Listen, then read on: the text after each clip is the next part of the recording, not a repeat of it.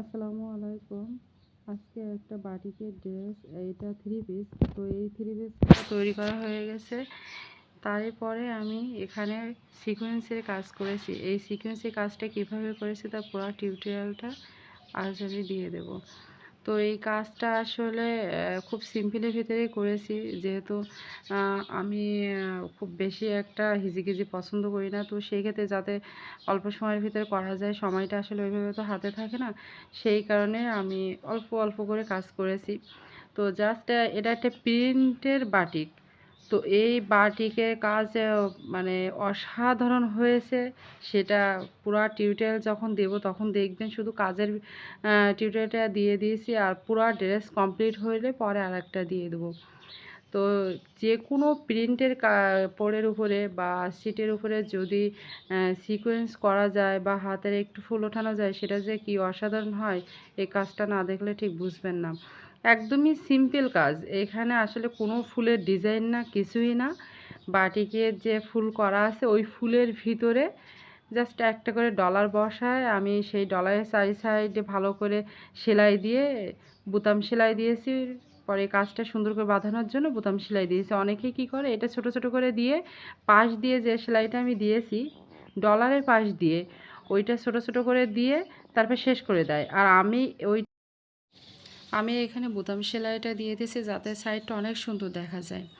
আসলে কাজটা যদি সুন্দর না দেখায়, যতটুকুই করব ততটুকুই যদি সুন্দর না হয় আসলে ভালো লাগে না। তো আমি একেবারে সিম্পল করেছি, তবু চেষ্টা করেছি কাজটা যাতে একটু ফিনিশিং ভালো হয়, দেখতে ভালো হয়, সেই হিসেবে কাজটা করেছি। আর আমি সবসময় বলি, যেহেতু হাতের সময় অনেক কম থাকে, যেটুকুই করব সেটুকুই যেন অনেক ভালো হয়। কাজ যদি ভালো ফিনিশিং না হয়, তা যত ভালোই ডিজাইন বা নকশা আঁকানো হোক না কেন, সেটা ভালো দেখায় না। আর এখানে আমি লার্সি সুতা ব্যবহার করছি লাল এবং হলুদ কালারের, আর ডলার ব্যবহার করছি, আর চুমকি ব্যবহার করছি। এইটা দিয়ে পুরো কাজটা শেষ করেছি। তো এইখানে 2 তার নিয়েছি, আপনারা চাইলে এখানে 3 তার 4 তারও নিতে পারবেন। তো আমার মনে হয়েছে যে 2 তারই এটার জন্য বেস্ট হবে, তো 2 তার নিয়েছি। কেউ চাইলে 3 তারও নিতে পারবেন। তো প্রথমে আমি আগে উঠিয়ে নিয়েছি, উঠিয়ে নিয়ে প্রথমে একটা উঠাবার পরে 2 সাইডে 2টা দেব, এবং একটা করে আমি নট স্টিক সেলাই দিয়ে কাজটা কমপ্লিট করব। নট স্টিক সেলাইটা আমি যখন দিয়েছি তখন তার আগে লম্বা করে উঠিয়ে নিয়েছি, নিয়ে আমি পরে চুমকি বসাবার মুখেই একটা নট স্টিক সেলাই দিয়ে দিছি। এভাবে দিয়ে ডান এবং বাম পাশে পরে আর একটা করে উঠিয়ে 3টা করে একটা করে পাপড়ির মতন হয়েছে। এরকমভাবে আমি 4টা উঠাইছি ডলারের পাশ দিয়ে। তো কাজটা এরকম করে তৈরি করবেন। প্রথমে মাঝখান দিয়ে একটা বড় উঠাবেন, তারপরে 2 সাইডে 2টা উঠাবেন। এইখানে আমি কি ব্যবহার করেছি সেইগুলো দেখাচ্ছি। এই চুমকি, ডলার এবং 2 কালারের সুতা, সবই লার্সি সুতা।